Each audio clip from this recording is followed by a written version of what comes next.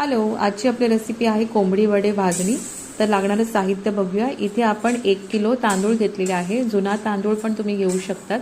इथे मी वाडा कोलम वापरलेला आहे। छान आपल्याला भाजून घ्यायचे आहे, रंग बदलायचा नाही आहे तांदळाचा, छान कडकडीत असे भाजून घ्यायचे।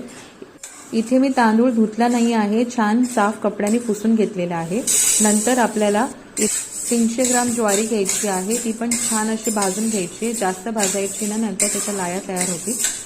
भाजून झालं का परातीत काढून घ्यायची। नंतर आपल्याला इथे 100 ग्राम चणा डाळ घ्यायची आहे आणि व्यवस्थित खरपूस भाजून घ्यायची आहे, रंग बदलायचा नाही आहे, ती काढून घ्यायची आहे। नंतर 100 ग्राम उडीद डाळ घेतली आहे, ती पण छान खरपूस भाजून घ्यायची आहे, ती पण काढून घेतली की आपल्याला अर्धा कप पोहे घ्यायचे आणि परतून घेतले, आकसले की ते पण काढून घ्यायचे। नंतर त्या कढईमध्ये आपल्याला धणे घ्यायचे आहेत, खरपूस भाजून आपल्याला काढून घ्यायचे आहेत। नंतर आपल्याला लवंग घ्यायची आहे।